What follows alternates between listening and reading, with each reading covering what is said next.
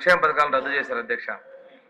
ఒకసారి చూసుకుంటే బ్యాంకుతో అనుసంధానం చేసినటువంటి ఆర్థికాభివృద్ధి పథకాలని, పేదలకి భూమి యజమానులు చేసేదానికి వచ్చినటువంటి భూమి కొనుగోలు పథకం ల్యాండ్ పర్చేస్ స్కీమ్ని, అదేవిధంగా ఆ భూములను అభివృద్ధి చేసేటువంటి భూమి అభివృద్ధి పథకం, ఆ భూములకి సాగునీరు అందించేందుకు వచ్చినటువంటి చిన్న తరహా నీటిపారుదల పథకాలని, ఎన్ఎస్ఎఫ్డిసి ఎన్ఎస్టిఎఫ్డిసి పథకాలని, అదేవిధంగా ఎన్ఎస్కేఎఫ్డిసి పథకాలు, ఎస్సీ యువతకు నైపుణ్యాభివృద్ధి శిక్షణ కార్యక్రమాలని, ఎన్టీఆర్ విద్యోన్నతి పథకాన్ని, అందుబాటులో ఉన్నటువంటి బెస్ట్ అవైలబుల్ స్కూల్స్ పథకాన్ని, నైపుణ్య స్థాయిని పెంచేటువంటి కార్యక్రమాన్ని, అదేవిధంగా ఎస్సీలకి అవసరమైనటువంటి బుక్ బ్యాంక్ పథకాన్ని, డాక్టర్ బిఆర్ అంబేద్కర్ విదేశీ విద్యానిధి పథకాన్ని, కార్పొరేట్ కళాశాలలకి వసతులు కల్పించేటువంటి విద్యను కలిగించేటువంటి పథకాన్ని, ప్రైవేట్ పీజీ కళాశాలలో చదువుతున్నటువంటి విద్యార్థులకు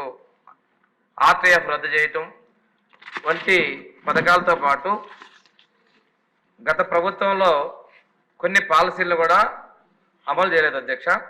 ఎస్సీ ఎస్టీ బ్యాక్లాగ్ కళ్ళు భర్తీని పూర్తి చేయలేదు. ఎస్సీ ఎస్టీల కోసం కొత్త పారిశ్రామిక విధానాన్ని అమలు చేయలేదు. అదేవిధంగా బి అండ్ సి కేటగిరీ కింద మెడికల్ సెట్లో రూల్ ఆఫ్ రిజర్వేషన్ అమలు చేయబడలేదు అధ్యక్ష. అసైన్ భూముల బదలాయింపు నిషేధ చట్టాన్ని సక్రమంగా అమలు చేయలేదు అధ్యక్ష. అట్రాసిటీ కేసుల్లో నిందితులకు 41 సిఆర్పి కింద బెయిల్ మంజూరు చేయటం, ఎస్సీలకు ఇళ్ల నిర్మాణం కోసం 14-19 మధ్యలో తెలుగుదేశం ప్రభుత్వం అదనంగా ఇచ్చినట్టు 50,000 రూపాయల ఆర్థిక సాయం నిలిపివేయటం, ప్రమోషన్లో రూల్ ఆఫ్ రిజర్వేషన్ చట్టాన్ని సక్రమంగా అమలు చేయకపోవటం, ఎస్సీ ఎస్టీలకి government of India stand up India పథకం కింద రుణాలు మంజూరు కావడం నిలిపివేయబడటం, ఎస్సీ ఎస్టీ పథకాలకు అమల్లో ప్రాధాన్యత ఇవ్వకపోవటం, ఎస్సీ నియోజకవర్గాలకు కేంద్ర బిందువు కంటే అమరావతి రాజధాని నిర్మాణం ఆపివేయటం, ఎస్సీ కమిషన్లో రిటైర్డ్ న్యాయమూర్తి నియమించడం, ఇటువంటివి దగ్గరగా 25 నుంచి 27 పథకాలని గత ప్రభుత్వం గత ముఖ్యమంత్రి నిలిపేశారు అధ్యక్ష. ఇందాక పెద్దలు చెప్పినట్లుగా దళితులకు మేనమావ అని చెప్పుకుంటూ కంసగా మారి వాళ్ళని కంసమామగా మారి హింసిస్తే ఆ దళితులే తిరగబడి ఆయన్ని తరిం వేశారనే విషయాన్ని కూడా మనం గమనించుకోవాలి అధ్యక్ష. 2014-19 మధ్యకాలంలో ఆ రోజు మన ప్రీతం ముఖ్యమంత్రి చంద్రబాబు నాయుడు గారు ఈ బ్యాంక్ లింకేజ్ పథకం ద్వారా బ్యాంకు రుణాలతోటి 60% సబ్సిడీ ద్వారా 2,02,414 మందికి 2,716,70,00,000 రూపాయలని ఆ రోజు స్వయం ఉపాధి పథకం మరియు పశు సంవర్ధక రంగాలకి అందించడం జరిగింది అధ్యక్ష. అదేవిధంగా భూమి కొనుగోలు పథకంలో భూమి లేనటువంటి నిరుపేద వ్యవసాయ మహిళా కార్మికుల్ని వ్యవసాయ భూమిని అందించడం ద్వారా 2,518 లబ్ధిదారులకి 197 కోట్ల రూపాయలతోటి 2,360.77 ఎకరాల భూమిని అందించడం జరిగింది అధ్యక్ష. ఆ భూమిని అభివృద్ధి చేయడం కోసం 100% సబ్సిడీతో కూడా 3.83 కోట్ల రూపాయలతోటి 2,335 మంది ఎస్సీ లబ్ధిదారులకి కేటాయించిన భూముల్లో 6,71,020 ఎకరాల భూమిని కూడా అభివృద్ధి చేయడం జరిగింది అధ్యక్ష. అదేవిధంగా నీటిపారుదల సౌకర్యం కల్పించడం కోసం బోర్వెల్స్, సబ్మెర్సిబుల్ పంప్ సెట్లని 90% సబ్సిడీ తోటి 10% బెనిఫిషరీస్ యొక్క కంట్రిబ్యూషన్ తోటి 27.47 కోట్ల రూపాయలతోటి 2,965 మంది లబ్ధిదారులకి ఈ పథకం వల్ల లబ్ధి చేకూర్చాం అధ్యక్ష.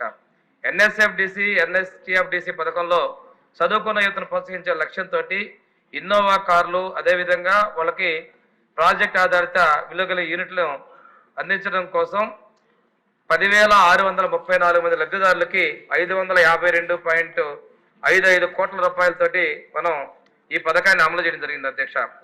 నిరుద్యోగ ఎస్సీ యువతలకి మెకనైజ్డ్ డ్రైనేజ్ క్లీనింగ్ మిషన్స్ ఇటువంటి వాటి ద్వారా ఈ పథకంలో 236.38 కోట్ల రూపాయలతోటి 7,855 మంది ఎస్సీ లబ్ధిదారులు ప్రయోజనం చేకూర్చారు అధ్యక్ష. ఎస్సీ యువతకి ప్లేస్మెంట్ లింక్డ్ స్కీమ్ కింద డెవలప్మెంట్ ప్రోగ్రాముల కింద నైపుణ్యాభివృద్ధి శిక్షణ కార్యక్రమం కింద 18,602 మంది లబ్ధిదారులకి 33,44,00,000 రూపాయలతోటి మనం శిక్షణ ఇవ్వడం కూడా జరిగింది అధ్యక్ష.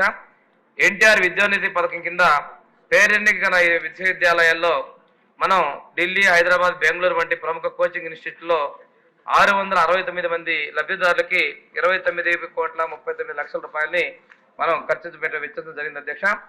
ఉన్నత స్థాయి మరియు క్రమశిక్షణ కలిగిన నాణ్యమైన విద్యుత్ అందించాలనే ఉద్దేశంతో బెస్ట్ అవైలబుల్ స్కూల్ పథకాన్ని మనం కొనసాగిస్తూ ఆ పథకం కింద డే స్కాలర్స్కి 20,000, అదేవిధంగా హాస్టల్ విద్యార్థులు 30,000 చొప్పున మొత్తం 23,389 మంది లబ్ధిదారులకి 165,29,00,000 రూపాయలు మనం వెచ్చించడం జరిగింది అధ్యక్ష.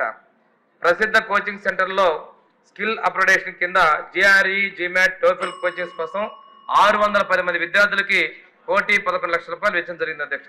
చదువుకునేటువంటి పిల్లలకి ఖరీదైనటువంటి బుక్స్, ఇంజనీరింగ్, మెడికల్ విద్యార్థుల కోసం టెక్స్ట్ బుక్స్ మరియు రెఫరెన్స్ బుక్స్ అందించడం జరిగింది అధ్యక్ష. ఆ పథకాన్ని కూడా ఈ ప్రభుత్వం తొంగలో దక్కేసింది అధ్యక్ష.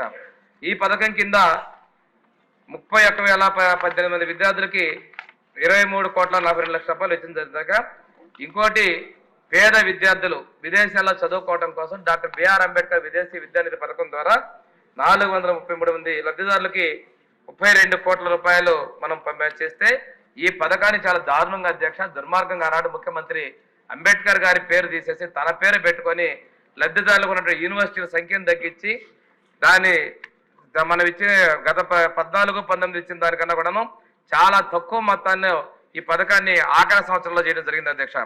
అదేవిధంగా కాకుండా ప్రముఖ ప్రైవేట్ జూనియర్ కళాశాలల్లో ప్రవేశాలు కల్పించే విధంగా కార్పొరేట్ కళాశాల పథకాన్ని ఇస్తే పేద పిల్లలకి, దీనిలో 14-19 మధ్యకాలంలో 7,595 మంది లబ్ధిదారులకి 23,70,00,000 రూపాయలతోటి మనం ఈ పథకాన్ని అందిస్తే, గత ప్రభుత్వం, గత ముఖ్యమంత్రి, గత సాంఘిక సంక్షేమ శాఖ మంత్రులు ఈ పథకాన్ని పూర్తిగా నిర్వీర్యం చేశారు అధ్యక్ష.